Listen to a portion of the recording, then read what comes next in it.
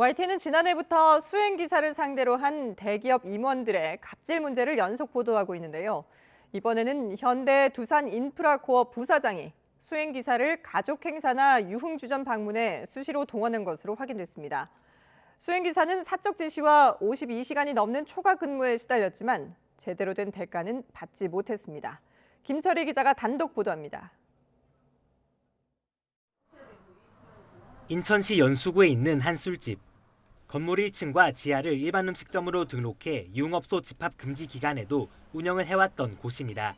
그런데 위층 유흥주점에서 일하던 접객원들이 밑으로 내려와 손님과 함께 술을 마시는 형태로 운영됐습니다. 편하게 앉아서 빠졌어요. 2, 3층 영업하는 한 코로나 시작되고 나서부터 아예 안 먹었어요. 일반 음식점에 접객원을 두는 것 자체가 명백한 식품위생법 위반입니다. 접객원과 같이 술을 마시거나 먹는 거는 불법 사항이 되긴 하는데 코로나랑은 상관없이 언제든 그거는 불법이 되는 거죠. YTN 취재 결과 현대 두산인프라코어 A 부사장은 이곳을 수시로 출입하면서 회사 차량과 수행 기사를 동원한 것으로 확인됐습니다. 지난해 8월 7일 등 유흥업소 집합이 금지된 기간을 포함해 한 달에 여러 차례 이곳을 방문했다는 것이 수행 기사의 증언입니다. 단골 술집이었기 때문에 그러니까 평균적으로 한 달에 한 3-4번이라고 보시면 되고요. 완전히 노예 같았어요. 사적 지시는 이뿐만이 아니었습니다. 지난해 5월에는 부사장이 장인상을 당했는데 퇴근한 수행기사를 밤에 불러낸 뒤 3일 동안 인천과 서산을 오가도록 지시했습니다. 근무일지에 쉬는 날로 기재된 때에도 약속이 있다고 불러내 운행을 시키는 등 부당 지시는 일상이었습니다. 이러면서 주 52시간이 넘는 초과 노동이 반복됐지만 수당은 전혀 없었습니다. 운이만 그냥 정규직으로 바뀐 거예요. 그러니까 오히려 파견직 계약직보다도 못한 거죠. 수당 자체가 아예 없는데 이러한 부당 노동 행위는 명백한 근로기준법 위반이라는 지적이 나옵니다.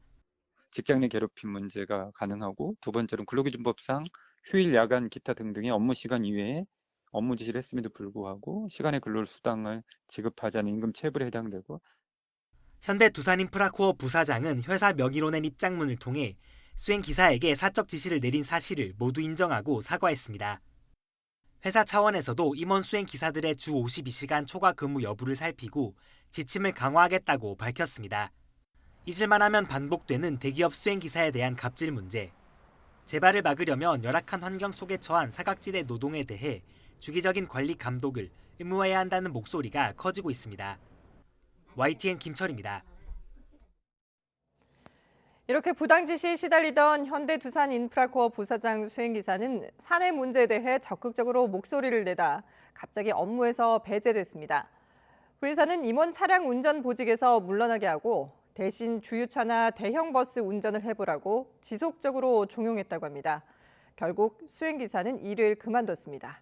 김철희 기자가 계속해서 보도합니다. 부사장 수행기사로 일하던 B씨는 지난해 12월쯤 사내에서 수행기사 처우 등 여러 문제를 적극적으로 제기했습니다. 그런데 그로부터 한 달여 뒤 술자리를 마치고 집으로 돌아가던 부사장이 돌연 보직 해임을 통보했습니다. 완전 취해가지고 집에 복귀하는데 그날 그러면서 너 잘렸어 임마. 그러고 기사 새로 뽑았다 그러면서 너는 1월 19일까지 일하고 그만두는 거야 그러더라고요. 갑작스러운 통보 직전까지도 B씨와는 전혀 상의가 없었습니다. 이후에는 회사 기숙사에서 내쫓아 서울 집에서 인천까지 매일 출퇴근하라고 지시한 뒤 따로 불러내 무관한 자격증 취득까지 요구했다는 것이 B씨의 주장입니다. 수행기사한테 위험물 관리 자격증을 따가지고 주주차로 운전하거나 대형 병력을 따서 의전버스로 운전하라는 거 지시를 한 겁니다. 저를 하라고 하는 것 자체도 이해도 안 되고. 결국 B씨는 일을 그만뒀습니다. 이에 대해 현대두산인프라코어는 B씨가 다른 수행기사들과 반복적으로 문제를 일으키는 등 업무에 부적합하다고 판단해 적법한 절차에 따라 인사조처한 거라고 해명했습니다.